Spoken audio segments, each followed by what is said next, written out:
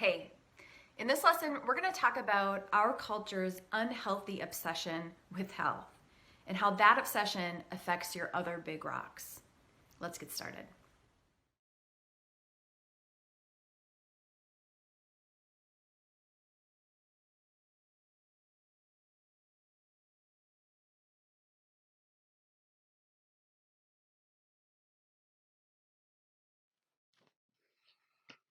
Okay, so let's go back to the big rocks.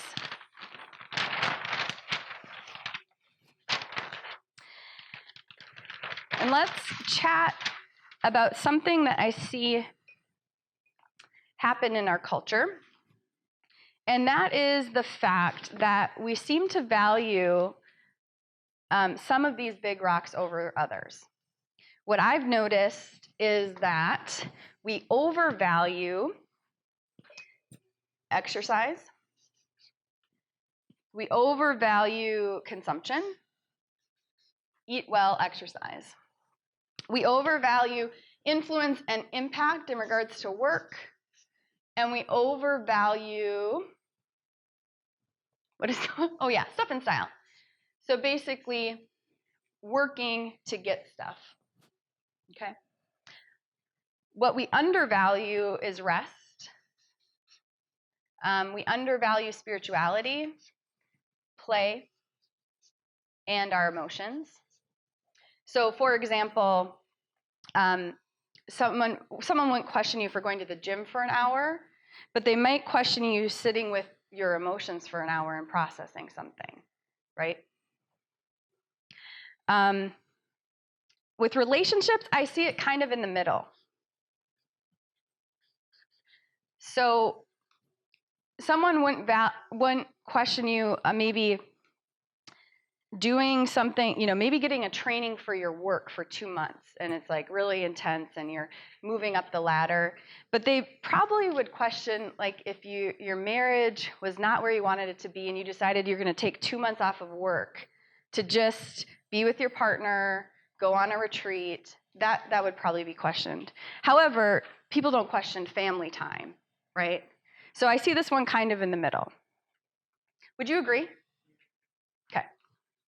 So the reason I bring this all up is because I think if you look at these, you can all agree that they're all important. So the fact that we've valued some over others is a little goofy and gets things off track. It's kind of like what we talked about last night. If you start with dysfunction and you perpetuate it, it's going to get more and more imbalanced. And that's what I see happening in our culture with health and fitness, is we've started to become obsessed with it. You don't see someone like posting, where's rest? I slept in this morning instead of working out, and I'm so proud of myself. And I plan on doing it every single day this week, like #health goals. Have you ever seen someone post that? But you've probably seen someone say, I got up early to work out, and I'm going to do it again tomorrow. Will you hold me accountable? And then everybody's commenting about how great this is. And I'm certainly not saying that isn't great. They might be coming from the inspired place. I'm just saying, as a culture, why is it that we've valued exercise over rest? Especially because rest gives us very similar benefits to exercise, including weight loss. I think they did a study and they found like an overwhelming correlation between lack of sleep and obesity. Like, same deal. Stress relief, weight loss, vitality, happiness. They both contribute to that. So why have we put so much emphasis on these things and then devalued other important things? We're going to answer that, but one thing I do want to say is something for me really shifted with sleep when I read this book, Essentialism, and I love the way he discussed it. He had a conversation about it, and it was that in our culture, we often think if we get up an hour earlier, then we'll get an hour worth more of work done. And so what we're failing to recognize is that when you get an hour more of sleep, you feel different and therefore create and produce differently. And so it's similar to exercise too, right? You think if I skip exercise, I could get I could get 1 hour more worth of work done. How do I say that? You get what I'm saying.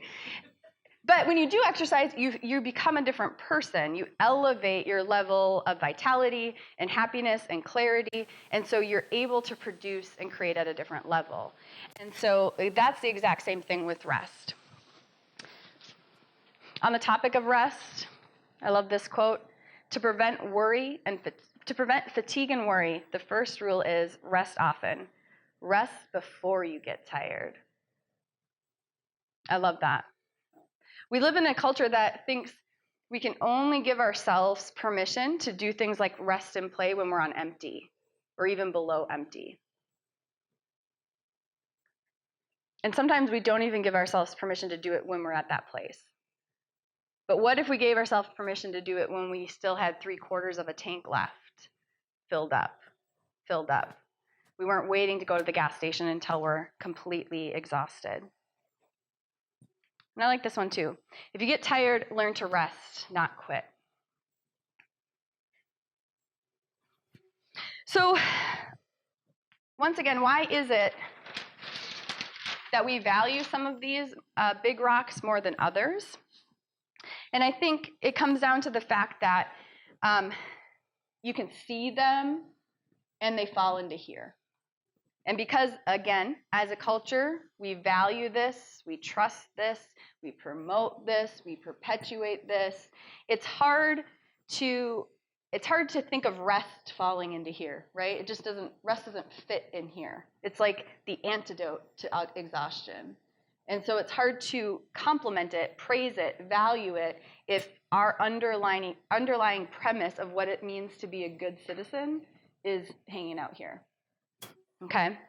And what starts to happen is we become obsessed with things that are just supposed to be a part of life. It's kind of like what we talked about last night, what you said, how we think of exercise and eating well as almost like the separate, chunky part, to-do list, obligation, where what if it could be supporting your life instead of having it be separate from, or this thing that you have to do to quote-unquote be good. Joshua Rosenthal says it this way: health is a vehicle, not a destination. And so the fact that we continually make it a destination in our culture is showing that we're not utilizing it properly. For me, I started to realize that my life was becoming health instead of instead of making a life from my health. So my life was becoming health instead of utilizing my health to make a life. My life was becoming health instead of health supporting my life. Do you see the difference? And the thing is, it's kind of funny that we put so much emphasis on things like health goals, so making health the destination instead of the vehicle, because they don't work very well. Have you noticed? You say, I'm going to lose weight, and then 3 weeks in or 3 minutes in, you get stressed out, and there's Oreos, and you eat the effing Oreos. You know what I mean? Like, they don't work that well. They're not inspiring. You might be able to do it if you motivate yourself, but in and of themselves, when health is the destination, it's not inspiring. And so I think the reason for that is that we know that life is happening now.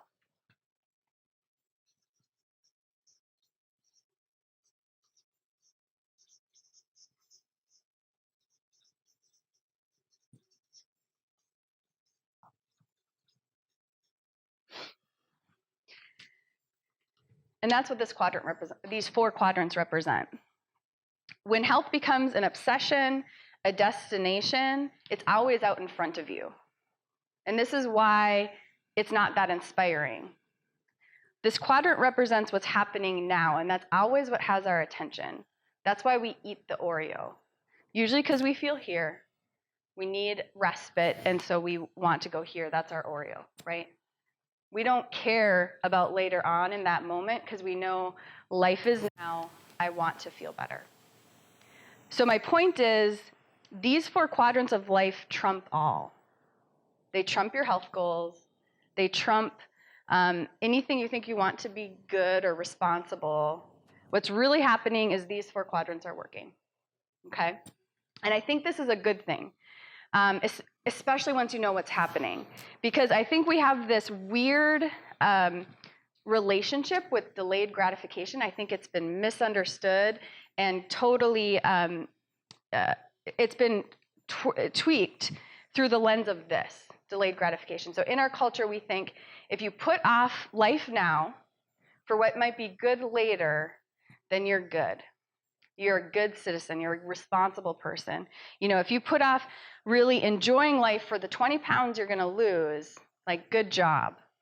But all the while, life is happening now. And a part of you, a very wise part of you, knows that, which is why you do this dance, because you can't hang out here. Okay? So take a breath on that and feel the truth in this statement. You cannot have a happy ending to an unhappy journey.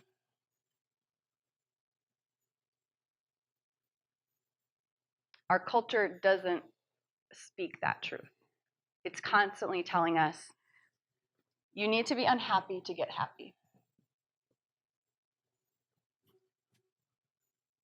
It's not logical. You can't have a happy ending to an unhappy journey. And to end this lesson, I'm going to read to you an article I wrote, and it really drives this point home. When we blindly praise someone's results or tools or programs and routines they're engaging with, we risk praising pain. And I feel like this is important to bring up. The way it happened in my experience was when I was most on this vicious cycle, I was most praised for what I was doing and the way I looked. And so it kept me on this cycle longer. And that's what I hear from women over and over again. I wrote this because I had a woman talk to me about the fact that how it took her so long to overcome or heal her bulimia because she was praised for it. She looked great, you guys. She looked great. And so she, on the other side of her world, the dark side, which no one knew, was completely unhealthy, completely exhausted, not happy, and yet she was getting a lot of praise. And so I think we need to, especially, I feel really passionate about this, especially for the children in our life, specifically the young girls. We need to be thoughtful about what we are praising. So let me read to you an article I wrote for Huffington Post called Screw Skinny. Sipping a dirty chai at a crowded cafe, I overheard a woman talking to her friend. Wow, she said, scrolling through her Facebook feed. It looks like Kelly lost a ton of weight. She added in an authentically cheerful tone, ripe with jealousy. Good for her. That short exchange stayed with me. I couldn't help but wonder how Kelly had lost the weight. Was she going through a dark time? Was depression suppressing her appetite? Was she eating the same unhealthy foods but depriving herself of volume, constantly hungry? Was she binging and purging? Was her mind consumed with calories, anxious about what she would order out to dinner with friends? All these were likely, very likely. It seems that when we blindly praise skinny, we risk praising pain. We are also quick to admire a result without knowing the cost. To fully honor an achievement, we must honor the path. My hope for Kelly is that her weight loss was a natural byproduct of her healthy relationship with food and exercise and her body. Wouldn't it be lovely if she became more empowered around exercise, more in tune with her body's messages, and more in touch with what food made her feel good? I don't know Kelly. I don't know her journey. And so it doesn't feel helpful to say, good for her. Instead, Kelly, I hope you feel great and continue to feel better. A dear friend once told me about a study done on the interactions between adults and young girls. I don't remember the specifics of the findings, but I don't need to. Why is that? I see the essence play out often. In fact, I notice my tendency to do it, and that is to greet young girls with compliments about their looks. Oh, you look so cute. That's a cute dress, cute hair. Now, don't get me wrong. Who doesn't love to be noticed for their beauty and radiance? However, pressure inevitably builds for bodily perfection when that's the main thing you get noticed for over and over again. Now, I make it a practice to greet people with statements to let them know I'm happy to see them no matter how they look. It's great to see you. What's going on in your world? So nice to reconnect. Are you reading any good books lately? I'm happy you're here. I love this quote from Adele.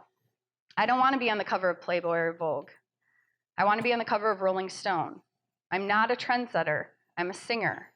I'd rather weigh a ton and make an amazing album than look like Nicole Richie and do a shit album. My aim in life has never been to be skinny.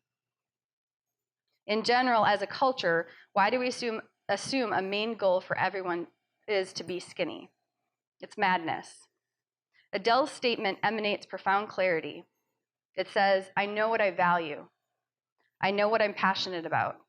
I'm happiest when I align my thoughts, word, and deed with my unique gifts and desires. It would be out of integrity to do otherwise. It's not a virtue to beat yourself up in order to submit without question to default cultural standards, especially when those standards are saturated with dysfunction. And a quote here says, it is no measure of health to be well-adjusted in a profoundly sick society. Instead, my wish for you is that you'll give yourself permission to shift your health goals from focusing on how you look to focusing on how you feel. This is what I had to do. Otherwise, I probably would have quit teaching yoga and Pilates a long time ago. I was putting way too much pressure on myself to look a certain way. It was exhausting. But when I realized that if you're skinny and exhausted, you're exhausted. I realized that if you're skinny and uncomfortable, you're uncomfortable. If you're skinny and insecure, you're insecure. If you're skinny and neurotic, you're neurotic. If you're skinny and stressed, you're stressed. My point? Feelings trump all. I think it's time to prioritize. It's time to focus on what truly matters. It's time to shift from dysfunction to function. And it's certainly time to set a new standard for young girls. Let's assume the goal is inspired. Let's assume the goal is kindness, not skinny. Take a deep breath. Why don't you take your journals out and just write any insights, maybe your top 1 to 3 insights.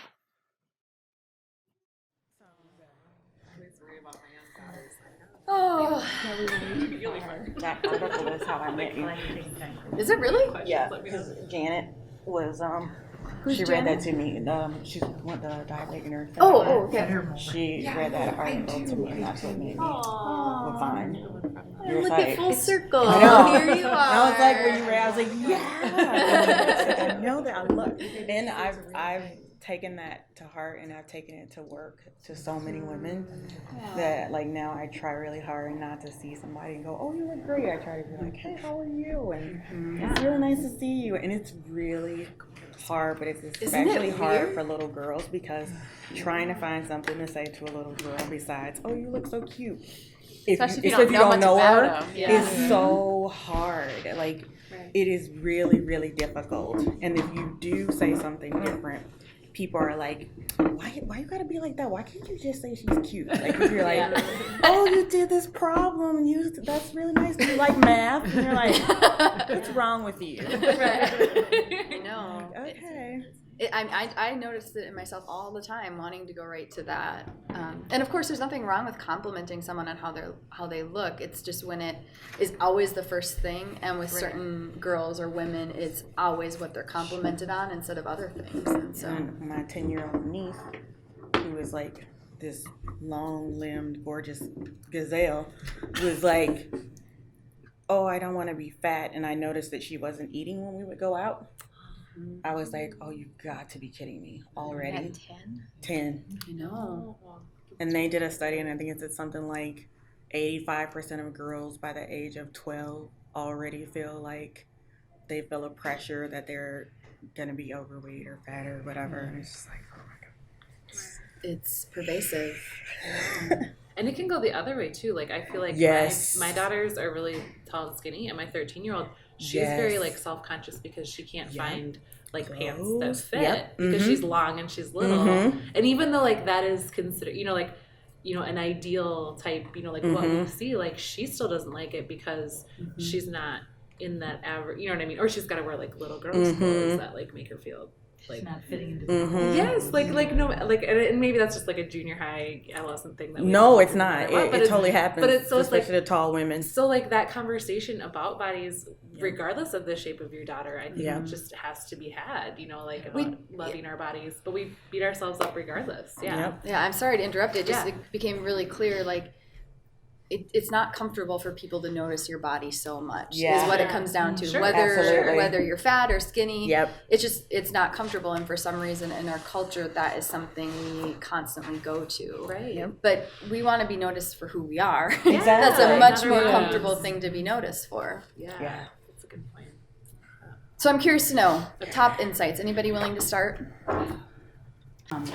So I'll start here and say, so when I think about what I say to young women, I feel good about my immediate family, but then when I think about when I go to work every day, I work in an environment where I'm surrounded by other companies and other people, and I work with all men. And so when I step out of that, I'm with a lot of women who are in their 20s, and everything is always, oh, you look so cute. I love your cute boots. I love your cute top. And I hear this whole conversation going on, and I've gone out of my way to try to say, well, you women are doing a really nice job, but they don't hear it.